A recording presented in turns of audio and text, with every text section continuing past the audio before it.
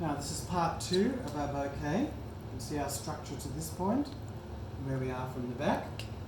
We're going to add some little pieces of Andromeda, which again gives us that lovely spring feel. Just make sure you're not using this towards the end of the season, because it will drop, whereas at the beginning of the season it's very thin. And that just gives you a lovely filler and just a lovely texture coming through. Also gives a nice little bit of cascade.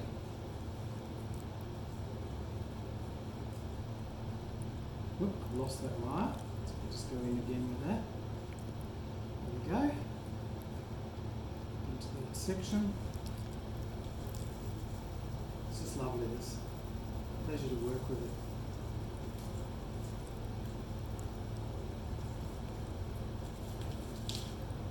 Alright, that's a little foliage cluster of Andromeda. Also got some nice pieces of Nandina. Now you could say, honestly, this is enough and it doesn't need it. It really depends on your bride and the amount of textural contrast that they like or dislike. And that's all part of a good consultation and your suggestions towards your bride or bridesmaids, what they're wearing, how they're wearing their hair. If there's going to be flowers in the hair, you're going to consider what in the bouquet you're going to suggest that is going to be suitable for the hair. So there's some nice little bits of Nandina just coming out. It's just creating another little softening texture. That's it. Now we've got a few little hellebores, which again is just giving us that little cross texture again and another colour wave.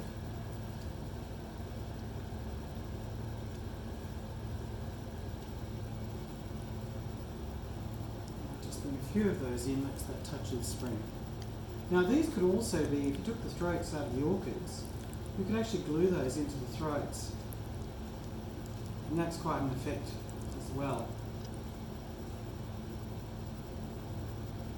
Just looking for a spot to go through there, there we go.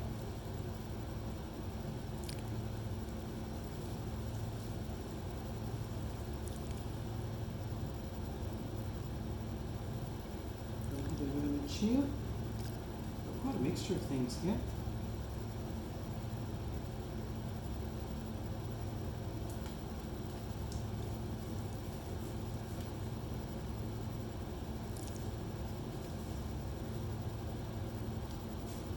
So we're taking them obviously from one side to the other because you don't want to have an imbalance. So be careful of that. Obviously we want the flowers to face us, so that's important as we work our way down.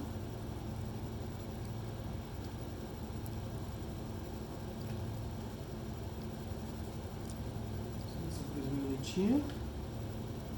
Another hellebore on this side.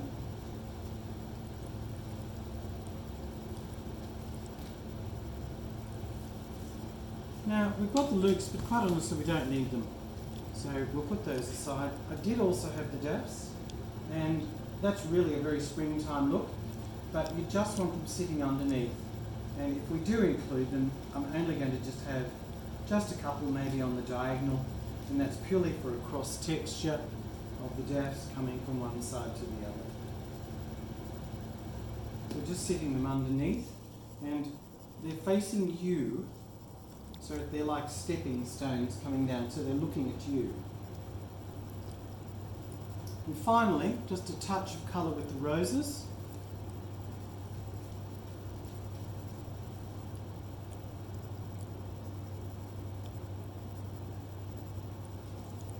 Now, if you're having any difficulty holding this, then I'm going to say, again, put your parafilm on, just to ensure that you're happy with the tightness and the feel of your junction.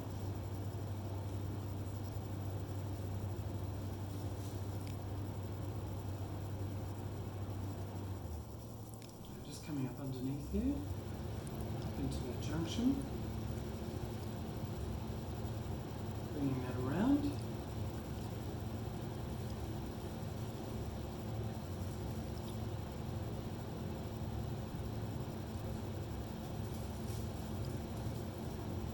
the roses have given it quite a strong look, and also they're a strong colour.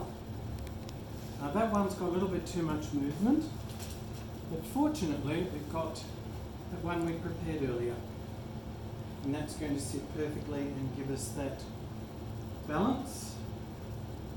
And you might just come up into this area here. Keep your wires nice and straight.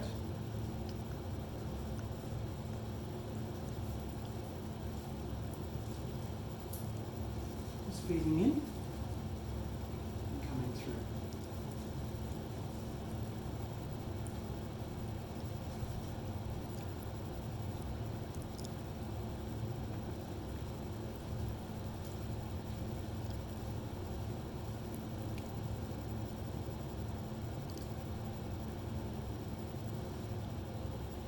Is that okay?